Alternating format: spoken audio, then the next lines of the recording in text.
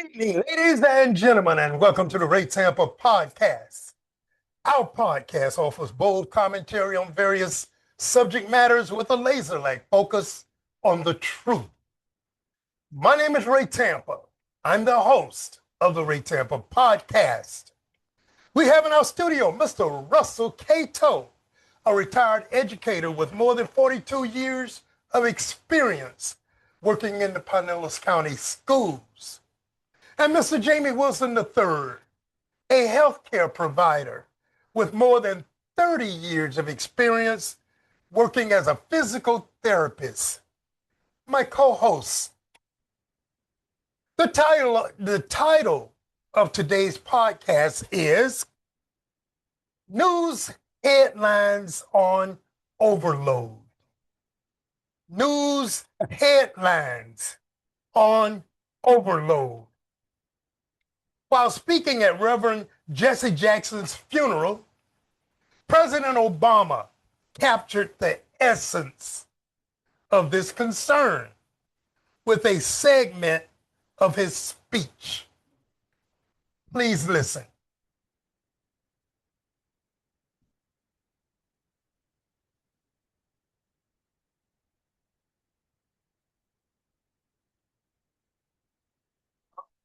To some new assault on our democratic institutions. Another setback to the idea of the rule of law. An offense to common decency every day you wake up to things you just didn't think were possible. Each day we're told by those in high office to fear each other and to turn on each other, and that some Americans count more than others, and that some don't even count at all. Everywhere we see greed and bigotry being celebrated and bullying and mockery masquerading as strength. We see science and expertise denigrated while ignorance and dishonesty and cruelty and corruption.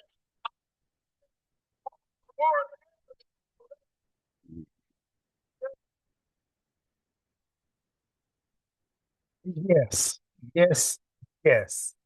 President Obama captured the essence of what we're going to talk about today. Every day we wake up is some new bullshit. He didn't say it like that, but I felt the need to say it like that. There's so many topics that are currently being discussed in the news, whether we're talking nationally, statewide, or locally. To name a few, we have, number one, the Epstein files. We have the Trump's war with Iran. We have the firing of Kristi Noem.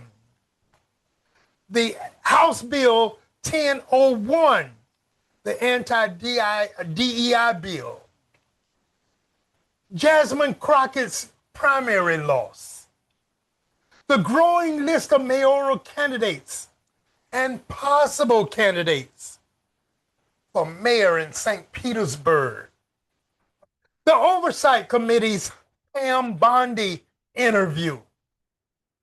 The deterioration of our economy, etc., etc., etc.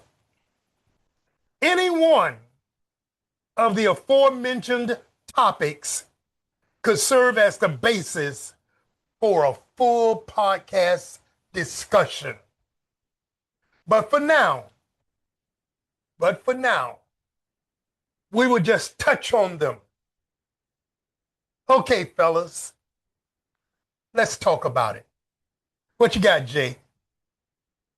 Well, I want to talk about the war, Iran war, and what's going on. This is not going to be something easy. It was a news thing that came up saying how one of the politicians was bragging about how they duped Trump into this war. What was his name? Lindsey Graham. Oh, yeah. Yeah, this is from Newsbreak, and then Lindsey Graham bragged about duping Trump. Brags about colluding with Netanyahu to manipulate Trump into this war with Iran. I mean, and what they're doing is strategic. They're hitting all of our bases, all of our, you know what I mean, the bases in the area. This is not going to be something quick. Oil price, we're going to be affected. I don't necessarily fear anything coming over here being bombed. They know what they're doing. They're going to hurt us as far as our economy. We're taking a hit. The oil prices are going to shoot up. So I'm buying oil stocks right now. It's a lot going on, but they're holding Trump personally for the death of the Ayatollah Khomeini. I mean, they're upset, and they said they're not gonna slow down. They said America must pay. This is all from the New York Times.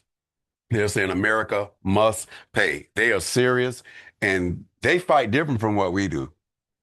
They fight different from the way we do. You know, we're in it. We are in it. Russ, any comments there? Think back on what Jamie said. I think you Okay. guys understand. You're mentioning him, not Nehu, is that his name, the prime minister? Mm-hmm. If you look at similarity, there are a lot of similarities between he and Trump.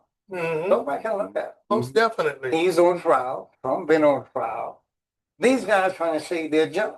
Yeah, and he using war to That's save his ass, Mhm. save his job. Stop it, Ray. That's right. And Trump is using war to save his job. That's right. Mm-hmm. That's right. You're So right. they got a lot in common with each other. Now, if you notice, and Nehu kind of called Trump the other day and said, "You're not throwing me under the bus, are you?"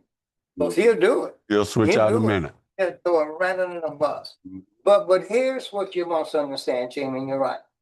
This war with Iran was contemplated about 6 months ago with the guy, Prime Minister. They got together. Yeah. I need help.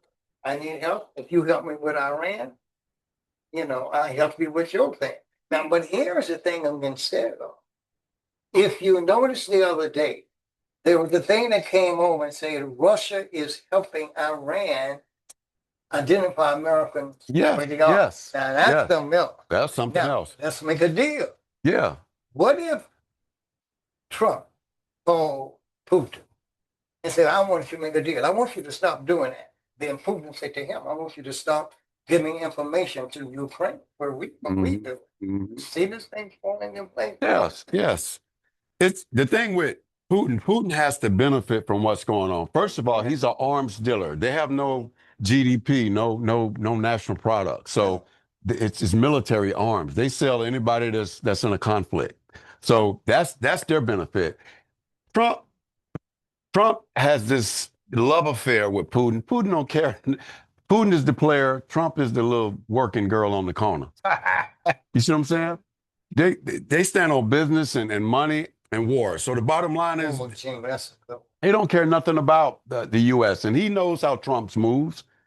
And Trump is always going to be beholden to Putin for whatever reason. I guess it's information. But the bottom line is this is a bad situation. And another strategy that U.S. and Netanyahu tried to do, like they did do in other countries historically, is they try to start a split.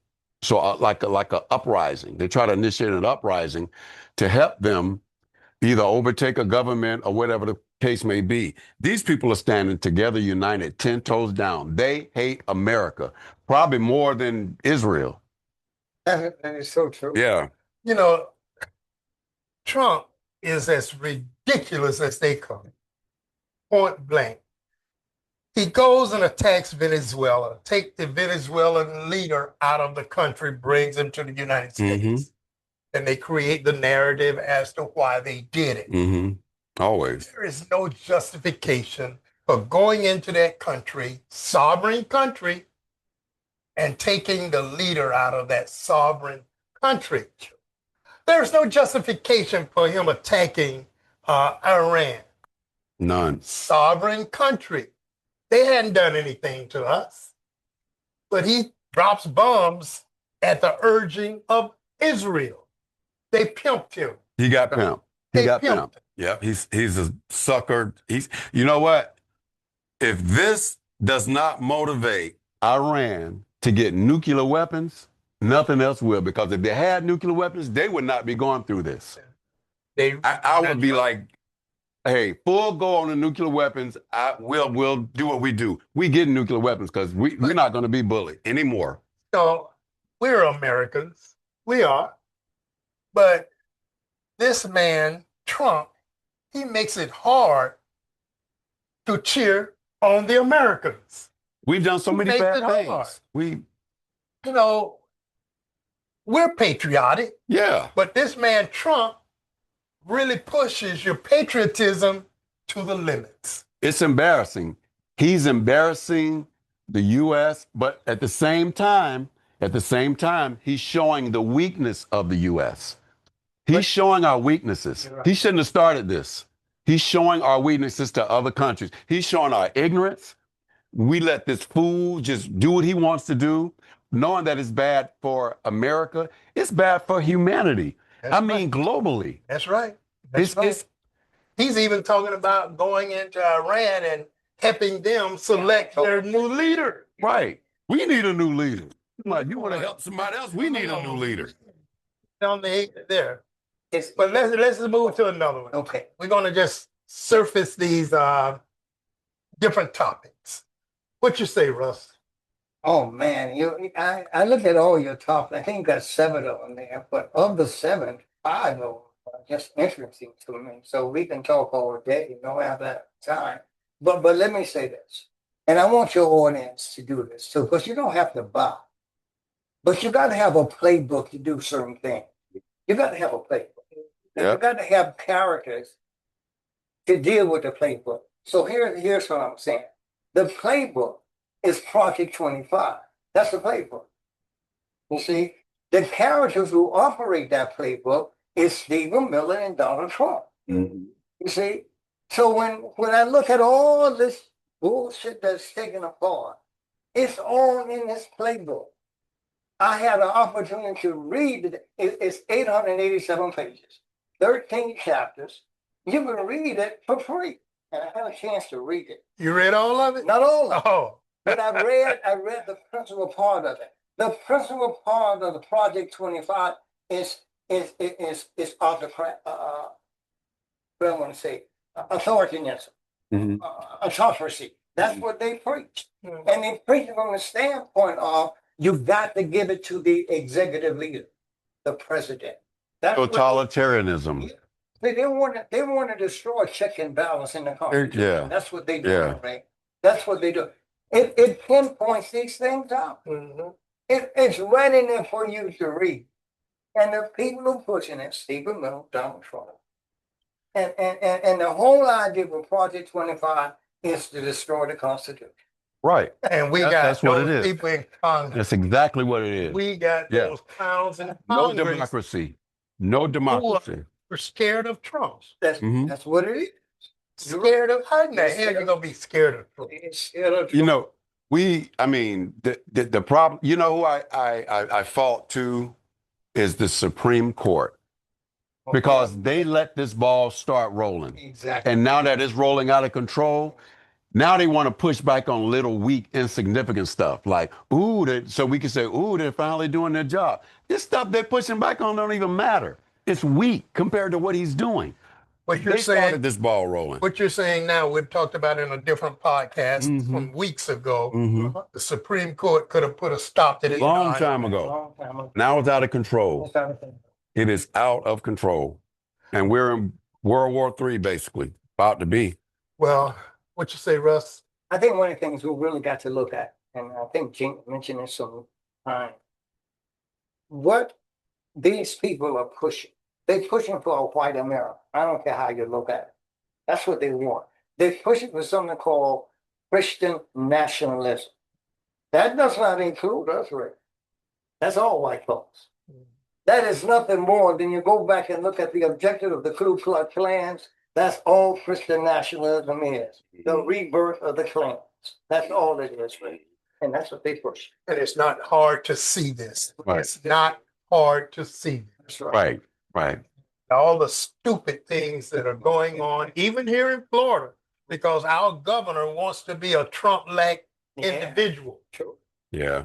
But he'll never gain the respect of Trump. Trump detests his stupid butt, but yet he's doing things that he thinks will please his master. That's right. And there are a lot of white people that are not Christian nationalists, and they are pushing back. They are pushing back. It just seems like it's racism. But once this racism thing, once we get an understanding of this racism or get some control, which probably never happened, it's really a socialism thing, because the people who call the shots, who writes history, they are the upper echelon, the rich. That, I mean, whether it be government or just wealthy people like Palantir guy, Stephen Miller, they call the shots. And that's who they want to run the country. They want the 1%. Even back to the 2025, it's all about the 1% running the country, mass deportation of all black, brown, yellow, or anything. You know what I'm saying? Just, they want to run it. They want it pure. Their version of pure, but they want to run it. And one religion, one type of government. How many of you did both of you see the Christie Noem interview before the Oversight Committee? I saw that. You saw it. Jay, you didn't see it? I saw it, and I saw the. I like what Tillis got on. I saw it. You saw it. Okay. Do you feel she, I think this is a stupid question. No. Do you feel she's qualified for her position? No. Heck, No, most people that he appointed are not that's qualified. what we've The said. FBI director. He look like, y'all talking to me? Where am I? He looks so like. Yeah, he could be looking straight at the camera, and you can be far to his left and somebody else far to his right, and you're going to wonder, who is he looking at? You know how the comedians make fun of Shaq when they imitate him? That puts me in the mind of him. Yeah, but as far as Christie Noem is concerned, I want to highlight the reasons that they're saying Trump fired her. Okay. One, she spent what, 160 million, if I'm correct, 140, 160 million on ads. That's what that She claims They that advertise. Trump approved Yep. these ads 220 million. to 20 million. Okay. She claims that Trump approved these ads, and that's a very questionable statement. I believe he did it. Trump will switch out on you in a minute. Check this out. Her whole situation is kind of reminds me of Marjorie Taylor Greene. They sit back and let them crash out, talk crazy, do dirty stuff, and then when they get tired of them, they throw them away. The same thing I said about Marjorie Taylor Greene is what's happening to her. When they threw her under the bus, she deserves to be under the bus. She deserves to be in a deep hole. Yes. But I don't feel sorry for any of them. No. Once they get their use, they throw them away.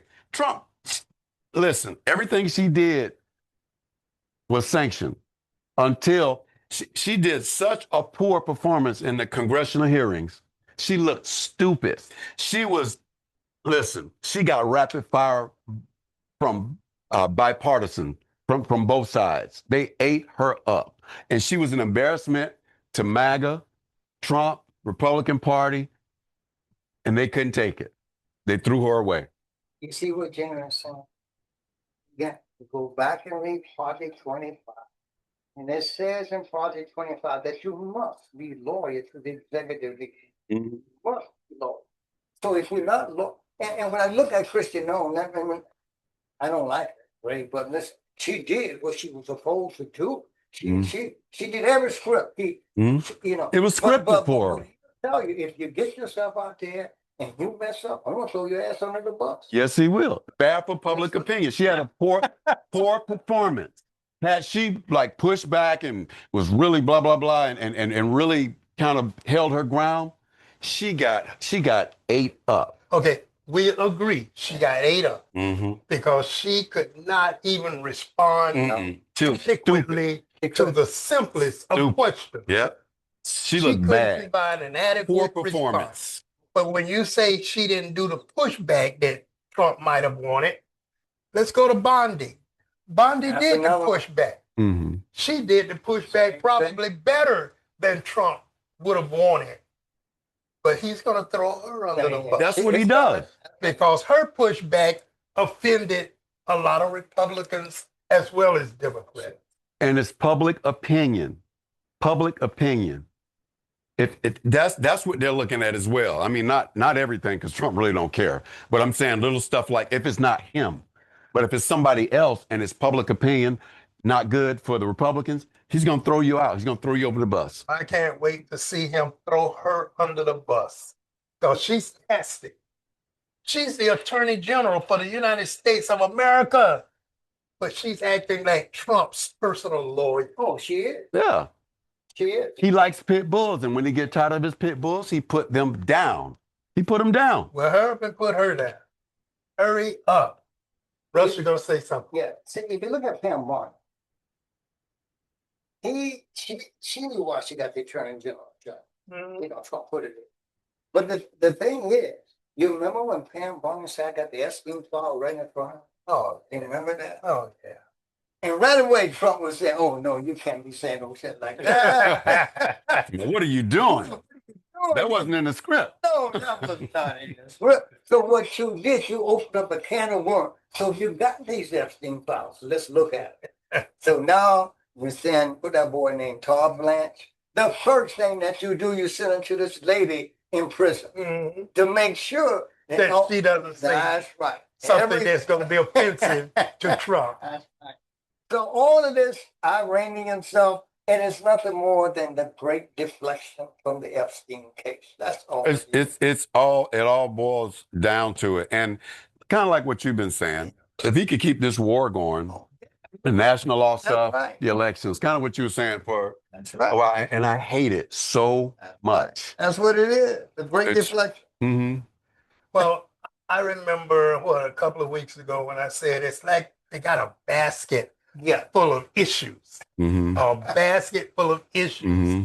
And they're all in that basket for the purpose of deflection from the Epstein file. They keep your head swinging. They keep your head swinging, looking over here, looking over there, looking over there, because they're just doing stuff. And it's strategic. And Trump is really too dumb to mastermind this. You know, it's the MAGA. And when I include Palantir, the guy, Stephen, it's a whole group of the rich oligarchs. And it goes back to 2025, like you said. But this stuff is really, really bad for America. I mean, it's bad.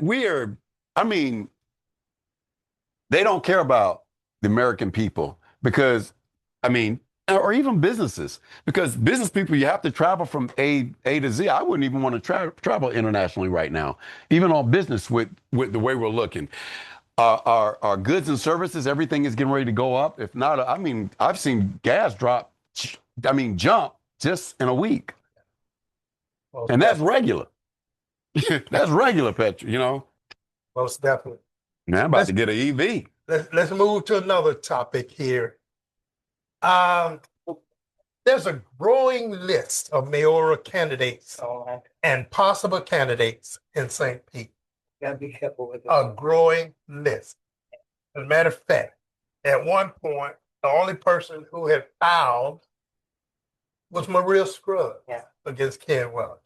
Actually, at that point that she filed, Ken Welch had not even filed. But you got a guy by the name of Paul Kajemi, a perennial candidate.